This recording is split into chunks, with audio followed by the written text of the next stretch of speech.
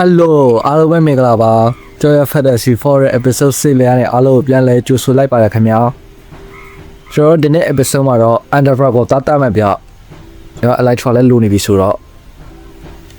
ဒီ area တော့ကျွန်တော်ရှေ့ episode ကဆောက်ထားခဲ့တဲ့ area ဗျအထဲမှာတော့ဒီတိုင်းပဲကျွန်တော်ဘာမှမလုပ်ရသေးဘူးကျွန်တော်လည်းပြင်းနေတာလည်းဘာမှမလုပ်ထားတာဗျဒီ area တော့ကျွန်တော်ဆောက်ထားတော့ကြောက်ရဗျဒါပေမဲ့ဗီဒီယိုထဲမှာတော့မပါသေးဘူးထဲအောင်ရမှာတော့ဘာမှမရှိဘူးဗျကျွန်တော်ဒီတိုင်းပဲပြင်းလို့ရှောက်ဆုပ်ထားတာဒီအနောက်တွေမှာလည်းအဲ့ဒီဆောက်ရအောင်မယ်ဗျအဲ့အနောက်တွေမှာဒိုင်နီရီလုံးနေတာဆိုတော့ကြည့်လို့မကောင်းသေးဘူး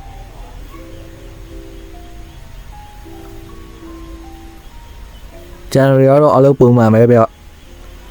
ကျွန်တော်တို့မှရှိရကောက်ပဲသီးနှံတွေ villager တွေတွားရောက်မယ်ဗျ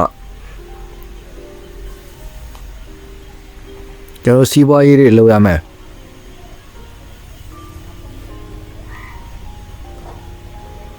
ဒီမှာရှိတဲ့ carrot အကုန်ရေးလိုက်မယ်ဗျာကျွန်တော် Okay ကျွန်တော်ရေးပြီးတော့ဆိုတော့အလုပ်ပြဆိုင်ပါမယ်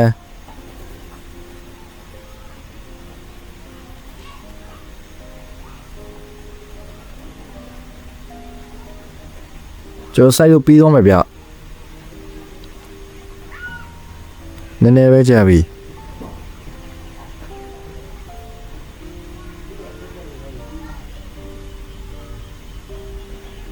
ပြေကြတယ်သွားရောက်မယ်ဗျအော်ဒါလည်းဘာလို့ကျွန်တော်ရဲ့ Pickaxe က Netherite ဖြစ်ရလဲဆိုတော့ကျွန်တော်ရှေ့ episode တော့ Netherite ingot လေးတစ်ခုရလာခဲ့တယ်ပေါ့နော်အဲ့ Netherite ingot လေးကို Diamond Pickaxe မှာတိုက်လိုက်တာဗျဒီထဲမှာလည်းနည်းနည်းရှိရကျွန်တော်ဆောနာလာရိတ်ထားโอเคကျွန်တော်မော်လာဦးနေသွားရောက်မယ်ဗျ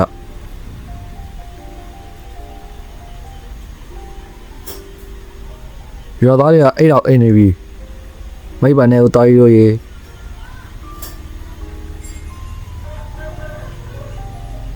โอเคတယောက်ကတော့ရောက်လို့မရတော့ဘူးဗျနောက်တယောက်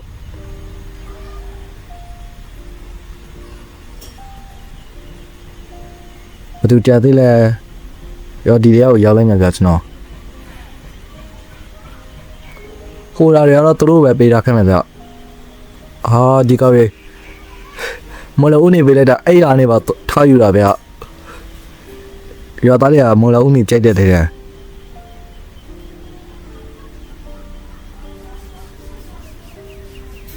ကျွန်တော်လည်းညအောင်နေပြီဆိုတော့ကျွန်တော်လည်းသွားအိမ်မယ်ဗျ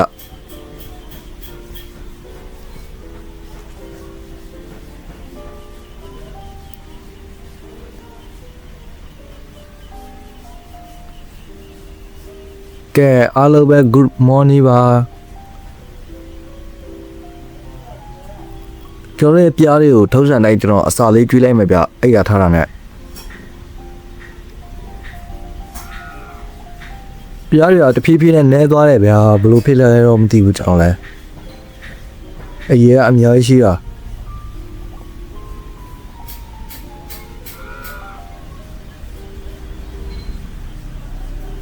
တော်တော့ပြီအဲ့လိုဆိုပြီးရင်ကျွန်တော်ဘာလုပ်ရမလဲအော်ကျွန်တော် lava farm မှာ lava တွေသွားခမ်းမယ်ဗျ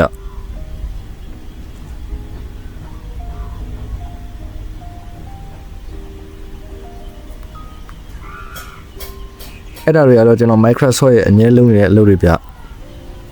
ဒီဘက်မှာတော့လုပ်စရာတော့ဘာမှမရှိတော့ဘူး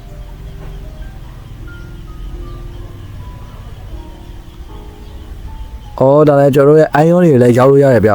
ကျွန်တော်မှ iron တွေအများကြီးရှိတာဆိုတော့ Okay ကျွန်တော် iron တွေယူမယ်ဗျယူပြီးသွားရောက်မယ်ပြည်ကြအောင်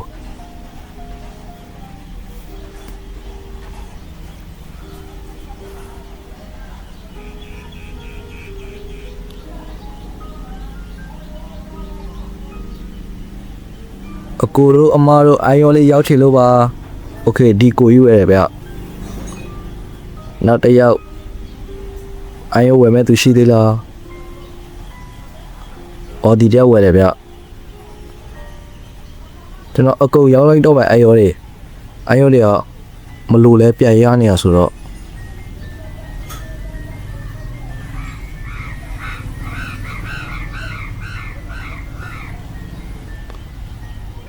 ကျော်ထေတော့ဝင်မဲ့သူတော့မရှိတော့ဘူးထင်တယ်ဗျဟုတ်တယ်မရှိတော့ဘူးကျွန်တော်တို့သွားမယ်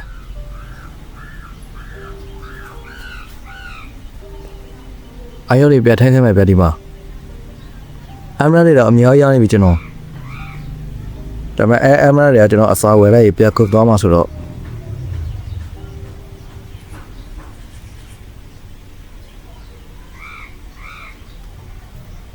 ကျွန်တော်ရဲ့ဖနက်နဲ့အာမာနဲ့ကမန်ဒေးဆော်တွေမပါသေးဘူးဗျအဲ့တော့ကျွန်တော် S ဖနက်နဲ့အာမာကိုမန်ဒေးတွေထဲမယ်မန်ဒေးတွေရှိတယ်ဗျကျွန်တော်မှဝယ်လာတာ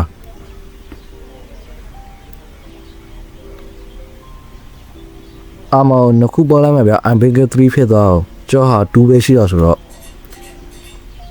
အော်မန်ဒေးထဲလို့မရတော့ဘူးဗျ level ဆက်ခေါ်အောင်လို့ကျွန်တော်မှဆက်တဲ့ပဲရှိတယ်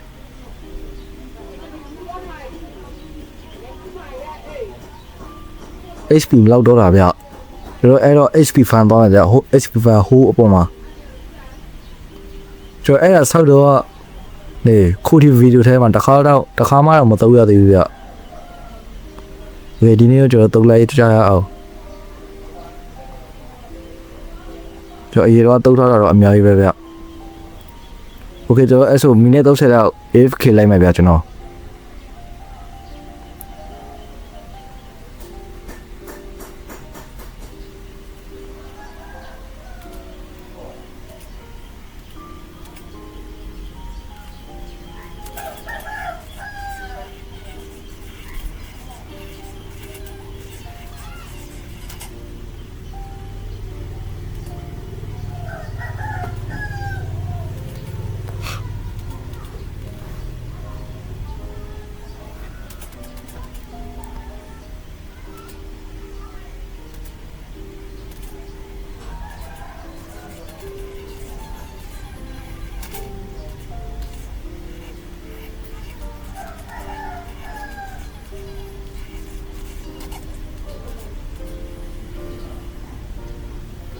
โอเคကျွန်တော်လိုတဲ့ HP လဲရောက်ပြီဆိုတော့ကျွန်တော်ပြန်တော့မယ်ဗျ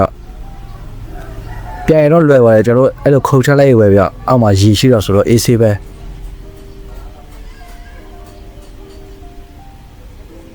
ကျွန်တော်မျိုးလေးရောရှိတာလေးနဲ့ဆိုအရန်လာရဗျ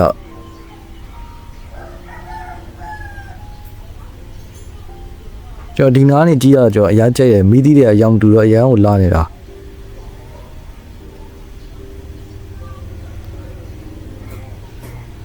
โอเคအဲ့ဆိုကျွန်တော်မန်ဒေးထဲမှာဗျ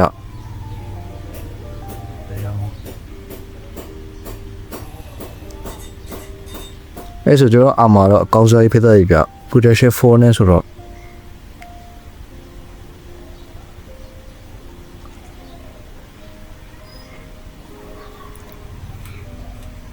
အားလုံးပဲ good night ပါ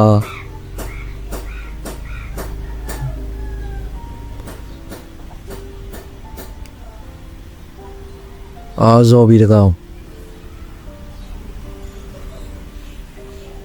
ဘာဖင်ချီတယ်လဲဟာမေကရော့ကျွန်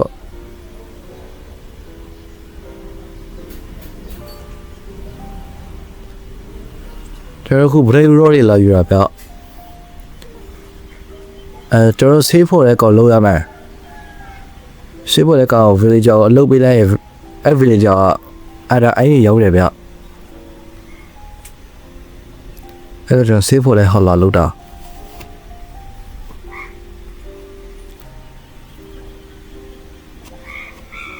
အဲ့အဲ့ဒါလေးလုပ်ဖို့ကအဲ့ဒါဖဲလိုတယ်ဆိုတော့လုံးမရှိတဲ့သူတယောက်မရှိဘူးလားမသိဘူးအော်ဒီမှာတယောက်ရှိတယ်ဗျ Okay သူ level တွေပဲရောက်မယ်ဗျသူက zombie အသားပိုးတွေဝယ်တာဆိုတော့ကျွန်တော်မှရှိတယ်ဗျ zombie အသားပိုးတွေရောဒီထဲမှာတိုက်ထားတာ HP fan နေကြတာအများကြီးပဲကျွန်မ gun mode တွေအများကြီးရှိတယ်ဗျကျွန်တော် Electra ရဲ့အဲ gun mode တွေသုံးရမှာ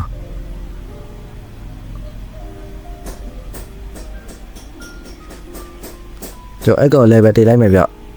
အဲ့ဒါအဲ့ရောက်တဲ့အထိ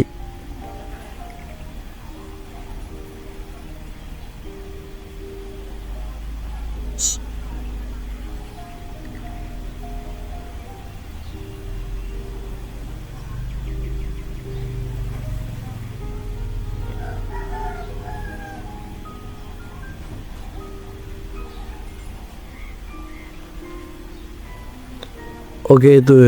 အန်ဒါဖဲတွေရောက်ပြီဗျ12လုံးဆိုတော့လုံလောက်ပါတယ်ဗျ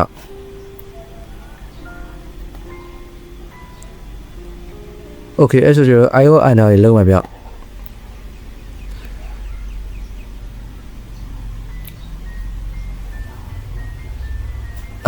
ကျွန်တော်တို့ခုလိုတဲ့ပစ္စည်းတွေတောက်ရအောင်ဗျငကားတမ်းမှာဆိုတော့အာမာတွေကတော့အကုန်ပြည့်စုံနေပြီဗျလိုတဲ့ပစ္စည်းလိုက်စုရမှာပစ္စည်းတွေကတော့လိုတလို့တော့ကျွန်တော်ယူထားပြီဗျဘလော့တွေရောအဲ့တော့ကျွန်တော်မင်းကိုခေါ်ပြီးသွားကြရအောင်โอเคကျွန်တော်တို့ strong hold လိုက်ရှာမှာဗျ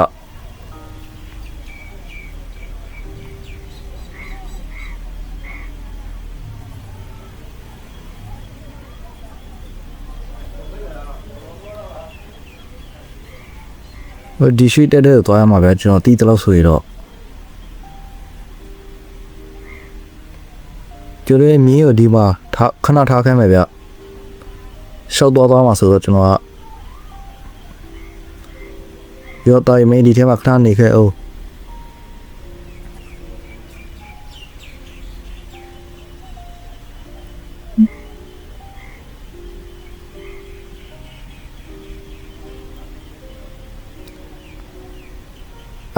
ကျွန်တော်တီးတဲ့လောက်ဆိုရတော့ဒီအောက်တက်တဲ့ပဲဗျဒီအောက်တက်တဲ့တူးတဲ့ရောက်ပြီ strong hold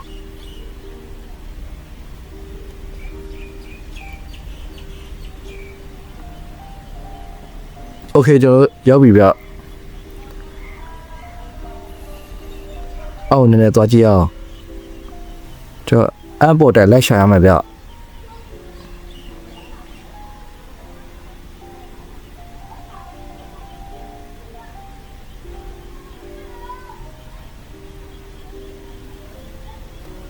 ကျွန်တော် free ကမူနဲ့ပဲကြည့်လိုက်ရဗျအဲ့တော့လွယ်တယ်ဒီတိုင်းလိုက်ရှာကျွန်တော်အကျော်ကြီးရှာရမှာโอเคကျွန်တော်တွေ့ပြီဗျ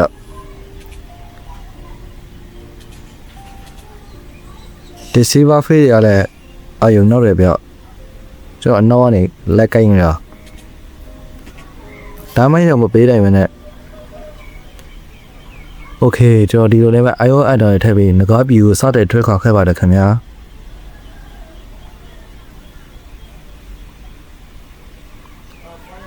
အမပဲအဲ့ဒါတော့ကိုင်းနဲ့ကျွန်တော်ရဲ့ဘက်တဲ့စားပါပြီခင်ဗျာကျွန်တော်ရေဦးစုပ်သူ့ရဲ့အသက်သွေးကြောတွေကိုကျွန်တော်လိုက်ဖြည့်ခဲ့ပါတယ်ပြီးရင်ကျွန်တော်ရဲ့များတဲ့အကောင်ပြည့်တယ်ဗျကျွန်တော်ပြစ်တာလည်းတစ်ချိန်မှမထီဘူး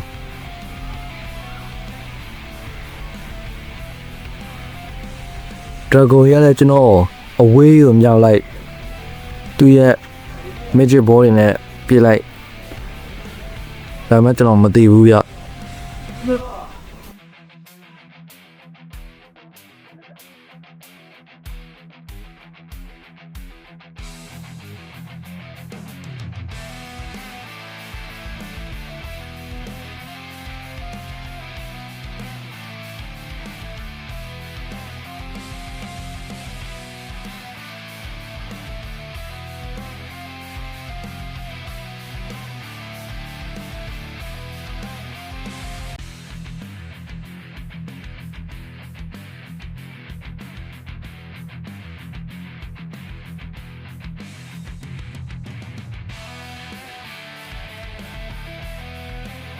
အေးဖွာညာ နောက်ဆိုတော့အဲ့တော့ကိုကြီးတဲ့ကျွန်တော်ရဲ့များ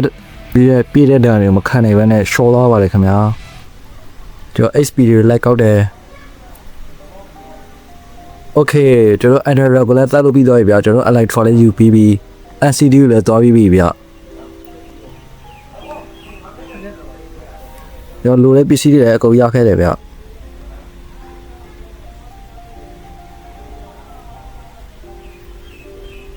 ကျွန်တော်နားမှာ shocker ball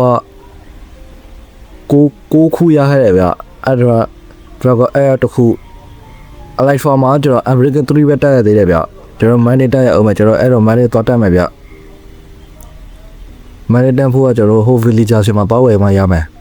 စာအုပ်ကကုန်သွားပြီဗျကျွန်တော်I'm ready you man စာအုပ်တအုပ်ယူသွားမယ်ဗျ Okay let's go တော့ရမယ်ပြီးရင်ကျွန်တော်ရဲ့ wall ကို electra လေးနဲ့ပြန်ပြီးတော့ကြည့်ကြည့်မယ်ဗျာဘယ်တော့တော့ကြီးလို့ကောင်းလဲလို့ ဒီကနေ့ရောဘာလဲကိုရတဲ့ကြီးလား Okay ဝယ်လိုက်ပြီတော့ ဒီတော့ဘာကြီးတိတိရော အမရကိုပြတ်ထားခိုင်းမယ်သူညနဲ့သူ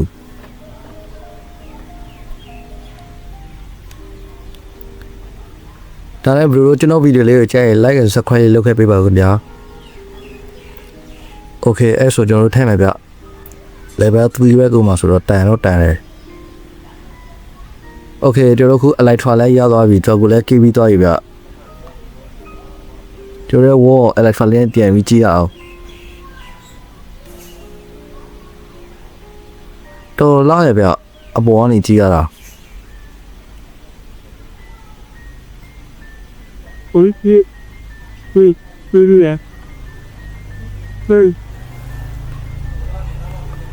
Okay bro ဒီနေ့ episode လေးကတော့ဒီလောက်ပါပဲခင်ဗျာကျွန်တော်နောက် episode မှာပြန်လည်ဆုံတွေ့ကြမယ် bye bye အော်ဒါနဲ့လက်ကစခွဲလေးလုပ်ခဲ့ပေးဖို့မမေ့ပါနဲ့ဦးဗျာ bye bye